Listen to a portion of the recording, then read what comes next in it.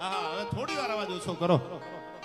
આ પછી ગામ અને મારે એકાદી વાત કરવી છે દાદાના ઇતિહાસની, એટલે ટૂંકમાં વાત કરવી છે. બધાની વિનંતી, અને ઘરે કહીને આવ્યા હોય એ તમે તમારે નીકળી જજો મિસ કોલ પડી પહેલા, અને હાકડું ખખડાવીને આવ્યા હોય કે હવે અમે જાય છીએ પછી ગામ દાદાના ખોળામાં, એને ક્યાં ઉપાધિ જતી.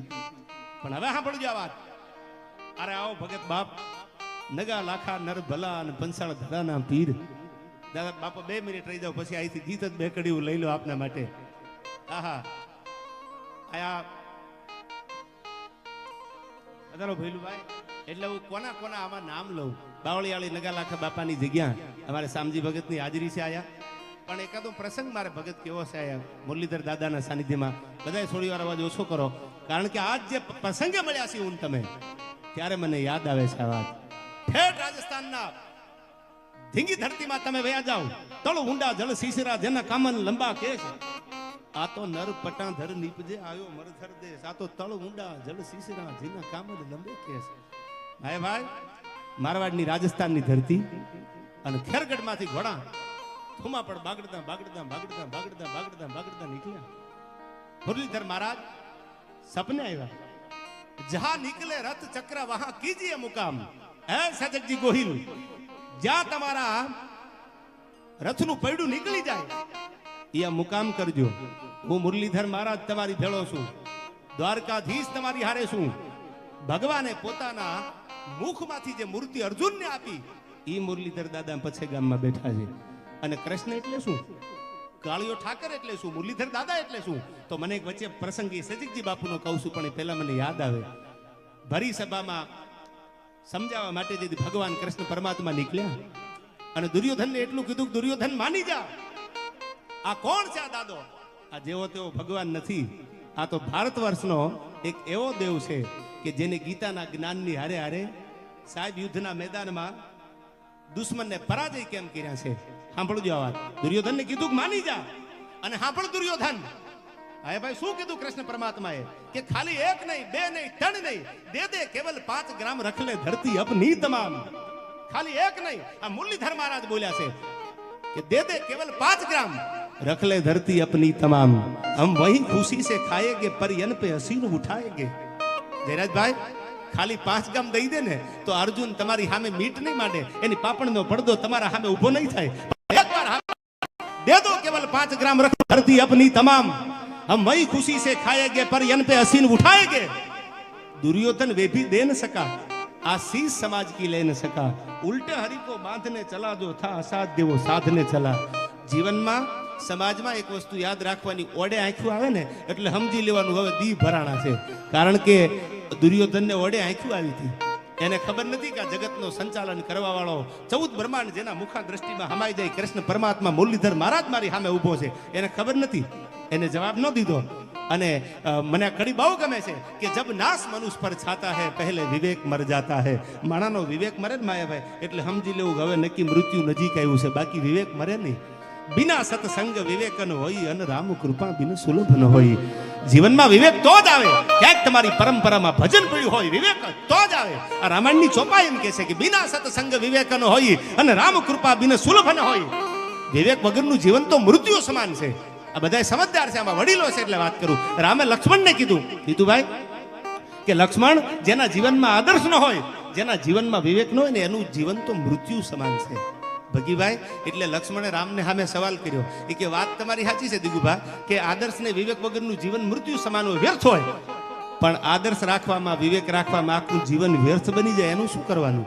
ત્યારે રામે વળતો જવાબ લક્ષ્મણને આપ્યો, સાંભળી લે ભાઈ, જેને આદર્શ અને વિવેક રાખવામાં પોતાના જીવન વ્યર્થ કર્યા ને, એ વ્યર્થ બની ગયેલા જીવન આવનારી પેઢીના આદર્શ પાત્રો બની ગયા છે. દાખલા તો એના દુનિયામાં દેવાય, બોદર આહિરના દેવાય, દાખલા મીરાબાઈના દેવાય, દાખલા અમીરસિંહજી ગોહિલના દેવાય, દાખલા મોખડાજી ગોહિલના દેવાય, દાખલા આવ રાણપુરના પાદરમાં રાણા રમતું મેલ કનારે કટક ચીડ્યા, હવે ખતીરી ચોપડ ખેલતન ગોહિલ કા લાગે ગળ્યો, અરે રાણા રમતું મેલ હવે કનારે કટક ચીડ્યા. આજ પણ રાણપુરથી 5-7 કિલોમીટર માઇલ ઉપર ખાલી ગામને દળકટક ન્યા પૂગી ગયું. પછી કોઈ જગાડ્યા, રાણજી ગોહિલને કીધું કે રાણા રમતું મેલ કનારે કટક ચીડ્યા, અને પછી તૈયાર થયો અહીંથી બખ્તર ભેડીને. આવા જે યુદ્ધો ખેલાણા છે, આવા જે આપણે ઇતિહાસની વાતો છે, એમાંનું રાજસ્થાનથી તમને થોડો ઇતિહાસ ટૂંકમાં અહીંથી કહું, કારણ કે કલાક 2 કલાકની વાતું તો કલાકાર પણ ઘણા બધા છે, એટલે ટૂંકમાં કહું અહીંથી. જે મુરલીધર દાદા પાદરમાં બેઠા છે પછી ગામમાં, ઠઠ રાજસ્થાનના ખેરગઢમાંથી નીકળો અને સપનામાં આવ્યા અને માયાભાઈને એમ કીધું કે જહાં નીકળે રથ ચક્ર વહાં કીજીએ મુકામ. જ્યાં સેજકજી ગોહિલને કીધું કે તમારું રથનું પૈડું નીકળી જાય એ મુકામ કરી દેજો, એ તમારા માટે સારી વાત હશે. પણ ભરોહો કેવડો દાદા ઉપર. દેવાજી ગોહિલાઈ પછી ગામ આવ્યા, એ પહેલાની વાત તમને કરું છું. કેવડો ભરોહો એને, એ રાજપૂતને ભરોહો કેવડો. નીકળ્યા હાલતા હાલતા હાલતા હાલતા હાલતા હાલતા આજની પાંચાળ ભૂમિ, દિગુભા સાયલા તાલુકો, સુરેન્દ્રનગર જિલ્લો, પાંચાળની ધરતી.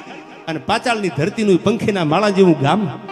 એ ગામના પાદરમાં એ ગામનું નામ સેજકજી ઉપરથી પડ્યું. પણ પેલા એ ગામનો ટીમો અને ન્યા બરાબર પૂગ્યા. જહાં નીકળે રથ ચક્ર વહાં કીજીએ મુકામ. રથનું પૈડું નીકળી ગયું અને ઉભી રાખી દીધું કે ઉભા રસાલો આખો ઉપર રાખી દીધો. રાખી દો ઉભો. કેમ કે મુરલીધર દાદાએ કીધું છે કે જ્યાં રથનું પૈડું નીકળે ને ત્યાં રહેવાનું છે. પછી કોનું પરગણું, કોણ વહીવટદાર, એ કાંઈ ખબર જ નહોતી. ખેરગઢમાંથી રાજસ્થાનમાંથી આવ્યા, પૈડું નીકળ્યું અને ત્યાં રોકાણા. એ જુનાગઢ તાબાનું તેદી ગામ કહેવાતું. જુનાગઢમાં રા વંશનો મધ્યાન તપે અને તેદી એમના દીકરી વાલમ કુંવર બાઉ ન ભૂલતો હતો. જુનાગઢના રા ને દીકરી દીધી, એમના દીકરાને દીકરી પરણાવ્યા અને એ ગામ સેજકજી ગોહિલે આમ 12 ગામ આપ્યા. અને એ ગામનું નામ સેજકજી ગોહિલ ઉપરથી આજ પણ સેજકપુર ગામ છે. અમારા કાઠી દરબારુ ખવડ અટકના કાઠી દરબારુ ગામમાં અટાણે વસવાટ કરે છે. એ ગામ સેજકપુર ગામ, એ સેજકજી ગોહિલ ઉપરથી ગામનું નામ સેજકપુર ગામ પાડવામાં આવ્યું. એ પંચાળ પ્રદેશનું આ ગામ, સાયલા તાલુકો, સેજકપુર ગામ, સુરેન્દ્રનગર જિલ્લાનું આ ગામ. એ જ્યારે નીકળ્યા ખેરગઢમાંથી ત્યારે પેલું મુકામ, પેલું પૈડું ત્યાં નીકળ્યું. અને ત્યાર પછી એમના મોટા દીકરા રાણજી ગોહિલ, જેને રાણપુર વસાવ્યું. અને રાણપુર આખું જે તમે અત્યારે જાઓ પાળિયાથી આગળ જાઓ એટલે ધંધુકા જતા રાણપુર આવે, એ રાણપુરની ગાદી સ્થાપી. ઇતિહાસ બહુ મોટો છે દિગુભા, શોર્ટમાં ટૂંકમાં તમને કહું. એ રાણપુરના રાજા એટલે રાણજી ગોહિલ. અને ઈ રાણજી ગોહિલનો આ દુહો રાણા રમતું મેલ કનારે કટક ચીડ્યા. હવે ખતરી ચોપડ ખેલતન ગોહિલ કા લાગે ગળ્યો, આ તો રાણા રમતું મેલ કનારે કટક ચીડ્યા. એક પછી એક પરંપરામાં આગળ તમે આમ દી આવો ધીરા ધીરા ધીરા ધીરા. એટલે પછી સરતાનજી આવ્યા, ઉમરાળાના ગાદીપતિ હતા. ઉમરાળા આ બાજુમાં ઉમરાળા છે, ઉમરાળાના એ પોતે ગાદીપતિ હતા. અને હું ન ભૂલતો હોઉં તો ટૂંકમાં આખી વાત કહું, મેરણભાઈ રામદાસજી ગોહિલ થયા. એ પાઘડીના વળમાં મુરલીધર મહારાજને રાખતા હતા. એક દીકરી પરણાવી દીધી. પરણ્યા પછી દીકરી બાપને મળવા આવી. ભાઈ મળવા આવી ને એટલે ગરીબ હતો બાપ, અને દીકરી સુખી ઘરમાં હતી. ગાડી લઈને આવીને જોયું તો દરવાજે તાળું મારેલું. એટલે કોકને કીધું કે મારા બાપુ ક્યાં છે, કે તારા બાપુ તો મજૂરીએ ગયા છે, કે મારા બાપુને મળ્યા વગર હું જાઈશ નહીં. એ આવી અને ખબર પડી મજૂરી કરતો હતો બાપ. બધાય તો પૈસાવાળા ન હોય ને. આ તો સમય સમય બલવાન નહીં પુરુષ બલવાન, કાબે અર્જુન લૂટ્યા વહી ધનુષ વહી બાણ. એટલે ક્યાંક આમાં હોય નહીં તો મૂંઝાતા ને. આ તો સમય વાજા છે, કાલ કોના વાગતા છે કોને ખબર યાર. નથી જાણ્યું જાનકી નાથે સવારે શું થવાનું. દિગુભા હવે સાંભળજો ગુજરાતભાઈ, થોડી વાર ત્યાં જગ્યા, આમ તો તમે ઘર ધણી છો, તમારી જગ્યાની જરૂર હોય, તમારે તો ઊભું જ રહેવાનું હોય. પણ હવે સાંભળજો આ વાત, મને બહુ ગમે છે, આપને ગમશે આ વાત. એ દીકરી આવી અને દીકરીએ કીધું કે મારા બાપને મળવું છે મારે. એટલે એને કીધું કે તારો બાપ તો મજૂરીએ ગયો, ખેતી કામ કોઈની મજૂરી કરવા ગયા. ન્યા આવી દીકરી બસ બદલી હતી, બાપને મંડી રોવા રહું. એ કે બાપુ હવે મૂકી દો, હું તમારા આશીર્વાદથી બહુ સુખી છું. એમ કરી અને વાત તમને ટૂંકમાં કરું. દીકરીને બાપ બે ઘરે આવ્યા. માં તો હતી નહીં, માનો પ્રેમે બાપે દીકરીને આપેલો. અને દીકરી જ્યારે 1 કલાક 2 કલાક 5 કલાક રોકાઈને હાલતી થઈ ને ત્યારે માથે બાંધેલી માયાભાઈ પાઘડી હતી ને, બાપા પાઘડીના વળ મીંડું ઉતારવા. અને જે પાઘડીના વળ ઉતારે ને એ પાઘડીના વળે વળે 2ની નોટ, રૂપિયાની નોટ, 5ની નોટ, 10ની નોટ આવી પડતી જાય. એ જમાનામાં જે કાંઈ નોટું ચલણી હશે. અને ઢગલો થયો એટલે આખી પાઘડી આમ છૂટી કરી અને પછી ખોબો ભરી અને દીકરીના હાથમાં પૈસા મૂક્યા. એટલે ઓલી દીકરીએ કીધું કે બાપુ મજૂરી કરો તમે, તમારી આગળ પૈસા નથી અને હું તો તમારા આશીર્વાદથી બહુ સુખી છું, મને શું કામ આપો છો? બેટા, દીકરીની આગળ બાપ કોઈ દી લેતા રૂડો ન લાગે. પછી 1 રૂપિયો હોય કે 1 કરોડ રૂપિયા હોય, બાપનો હાથ તો દીકરી સામે આમ હોય. બેટા ના પાડતી નહીં, મારી મજૂરીના કરેલા પૈસા ભેળા મેં પાઘડીના વળમાં રાખ્યા હતા અને આ પૈસા તને આપું છું. એમ પાઘડીના વળમાં રામદાસજી ગોહિલ મુરલીધર મહારાજની મૂર્તિ રાખતા. ક્યાં રાખતા? પાઘડીના વળમાં ફેળી મૂર્તિ રાખે. કેવડી શ્રદ્ધા, કેવડો વિશ્વાસ મુરલીધર દાદા ઉપર. ક્યાં દ્વારકા વાળા. અને આ ગોહિલવાડને હૃદયથી કહું છું, દ્વારકા તો આપણું છે, કદાચ જવાય, જવાનું.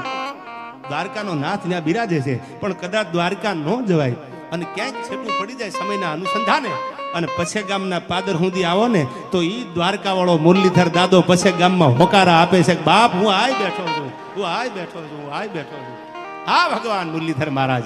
અને હવે સાંભળજો, પાઘડીના વળમાં મુરલીધર દાદા ને રામદાસજી ગોહિલ રાખે અને એમાં એકદી શંખ લઈ અને ઉમરાળા ગાદીપતિ હતા નીકળ્યા મેવાડમાં ચિત્તોડગઢમાં રાત રોકાણા. ખબર પડી હવારમાં કે વિધર્મીઓની ફોજુ ચિત્તોડમાંથી યુદ્ધ કરવા આવે છે. રામદાસજી જાતા કાશીએ ઉદયપુરના ખાધા અન્ન. એક રાત રોકાણા. હા ભણજો, આ કિંમત હતી મહેમાન ગતિની. એક રાત રોકાણા. ખબર પડી ખબરમાં રાણાની સામે ફોજ આવે અને હું ગોહિલવાડનો ગરાસ્યો આમ નામ નીકળી જાઉં. આ દાઢમાં હજી અનાજ ભર્યું છે. દીગુભા હરમ છે. હા ભણજો, ખાય મોઢું લાજે આંખ. આપણી કહેવત છે ગામડાની બહુ જૂની. જયરાજભાઈ પરમાર સાહેબ કે ખાય મોઢું અને લાજે આંખ. તેથી આ વાત ત્યાં ચિત્તોડગઢમાં બનેલી એક રાતની મહેમાન ગતિ ખાલી. ગોહિલવાડનો આખો રસાલો કાફલો ઉભો રહી ગયો અને કીધું કે હવારમાં આવે કે બાપા હવે તો ડાયરાને વળાવવા નીકળ્યા રાણા. કે હવે વળાવવા નીકળે વાત સાચી છે, પણ હવારમાં ખબર પડી ફોજ આવે ચિત્તોડગઢમાંથી અને હવે ગોહિલવાડનો ગરાસ્યો આમ હિરામણ કરીને ભાગી જાય એવું લાગે છે. હવે તો હામયું કરવા ભેળા ઉભા રહીશું. અને તેથી ચિત્તોડગઢમાં મહારાણાની સામે જ્યાં ફોજ આવી તેથી આ ગોહિલવાડના રાજપૂત રામદાસજી ગોહિલજીના પાઘડીના વળમાં મુરલીધર દાદાની મૂર્તિ રાખતા એ હાથમાં તરવાર લઈને હામયું કરવા ઉભા રહી ગયા. અને તેથી યુદ્ધમાં ઈ પોતે ચિત્તોડગઢમાં ખપી જાય. યુદ્ધ એવું જામ્યું, ખમનસાણ યુદ્ધ જામ્યું. એમાં પાઘડીમાંથી મૂર્તિ નીકળી ગઈ. એ ખબર ન રહી એમને મૂર્તિ ક્યાં નીકળી ગયા. મુરલીધર દાદાની જે મૂર્તિ છે આયા પછે ગામમાં એ નીકળી ગઈ પાઘડીમાંથી. ખબર ન રહી ક્યાં નીકળી ગઈ. યુદ્ધમાં કામ આવી ગયા, ખપી ગયા. પછી તો આ વાતને સમય ઘણો થઈ ગયો. આગળની પેઢીઓ સરતાનજી લઈ લ્યો, ઉમરાળાની ગાદી મેં કીધું એમ આગળની પેઢીઓ વિસાજી ગોહિલને સપનામાં આવ્યા. ભાઈ હા ભાઈ, વિસાજી ગોહિલને સપનામાં આવ્યા અને સપનામાં આવીને કીધું હું આવીશું પણ હવે જાવું ક્યાં, નક્કી કેમ કરવું. વિદ્વાન બ્રાહ્મણો તેથી અને વિદ્વાન બ્રાહ્મણને બોલાવીને વિસાજી ગોહિલે, વિસાજી બાપુ ગોહિલે કીધું કે મને સપનામાં મુરલીધર દાદો આવ્યા છે અને મારા બાપની પાઘડીના વળમાંથી જેથી મુરલીધર દાદો બેહતા યુદ્ધ થયું. રાણાની હાટું પોતાનું માથું આપી દીધું અને હવે મને સપનામાં આવ્યા છે. સપનું સાચું છે ખોટું છે? એટલે વિદ્વાન માણસો જે કાંઈ જ્યોતિષો એ સમયના જોવાવાળા એને કીધું કે આ બાપુ મૂર્તિ તો છે કે તો આ જગ્યાએ ખોદો પિન્ટુભાઈ. એટલે મુરલીધર દાદો સામો આવે તો માનજો વાત સાચી. વિસાજી ગોહિલ અહીંથી ક્યાં જાય, જે રણ મેદાનમાં યુદ્ધ જામ્યું હતું. તમને ખાલી શોર્ટમાં ઇતિહાસ આપું છું, ટૂંકી વાત કરું છું. વાતું તો બધી કલાકની છે પિન્ટુભાઈ. પણ ખોદ્યું ને એમાંથી મુરલીધર દાદાની મૂર્તિ નીકળી. એ મૂર્તિ લઈને પાછા વિસાજી બાપુ ગોહિલ પાછા આવ્યા અને એથી આગળ કહું તો એમનાથી નાના દેવાજી ગોહિલ અને એ મૂર્તિ લઈ અને પોતે આ જે ટીંબો હતો, આ જે ગામ છે પછે ગામ હું તમે બેઠા છી, એ ટીંબે આવ્યા અને પેલા દાદા અને પછે ગામ. વિસાજી બાપુ પછી આ દેવાજી બાપુ ગોહિલ આવ્યા. પેલા દાદા મુરલીધર દાદાની મૂર્તિ રાખી, કારણ કે જેના બાપ દાદા માથે રાખતા મૂર્તિ, ખીચામાં નહીં, પાઘડી માથે. આપણે કહીને તમે તો અમારા શિરો માન્ય છો, એ મુરલીધર દાદો તો એના માથાના મુગટ ઠેકાણે હતા.